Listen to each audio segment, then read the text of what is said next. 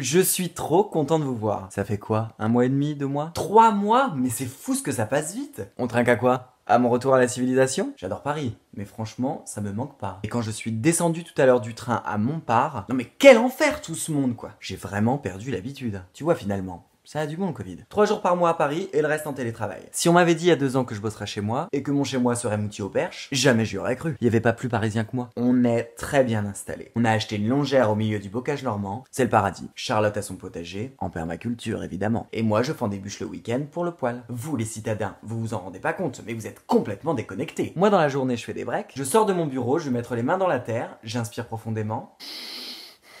Just to connect. Anatole et Capucine ont fait leur première rentrée provinciale. Anatole est en CE2 et Capucine chez les moyens. Mais ils sont dans la même classe. 12 dans la même classe, des petits au CM2. Finalement, les écoles de village, c'est la méthode Montessori, mais en moins cher. Le plus dur, c'est la vie sociale, on va pas se mentir. Les autochtones sont adorables, mais on a clairement pas la même mentalité. Ils sont braves, mais c'est des paysans. Avec un bon accent du terroir. Ah bah c'est sûr qu'avec eux, je vais pas parler du dernier Goncourt, hein. Non mais avec eux, je parle de choses simples, de la pluie, du beau temps. C'est sympa, hein, mais pas très stimulant. Puis il me taquine, il m'appelle le parigo. Si tu savais ce qu'il pense de nous. Par exemple, le week-end, quand on vient à la campagne avec nos bottes, on s'en prend plein la tête. Mais moi aussi, j'étais persuadé qu'ils portaient que ça. Mais non, ils ont aussi des baskets et des chaussures, figure-toi. Je vous le dis, ils nous apprécient pas trop. Alors qu'on est quand même une valeur ajoutée à leur territoire. Ils se plaignent parce qu'à cause de nous, les prix de l'immobilier augmentent. Mais qui vend cher? Ben, c'est pas les Parisiens. Et les agents immobiliers, ils se touchent, hein. Ils te demandent si t'es parisien avant même de savoir ce que tu cherches. Ils nous prennent pour Crésus, les mecs. Alors certes, un garage à Paris, c'est près d'une maison en province. Mais bon, à Paris, il y a la Tour Eiffel, contrairement à Alençon. Il manquerait plus qu'on leur refile les vendeurs de crack et qu'on construise un mur autour de l'Île-de-France. Parce que visiblement, c'est de nouveau la mode de construire des murs. Et là, c'est la guerre nucléaire. Les paysans feront un bel trap où on sera les cibles. On fait le plus bel accueil. Et on souhaite la bienvenue aux néo-ruraux. Je vous rappelle que les 2 dernières années n'ont pas été très drôles en ville.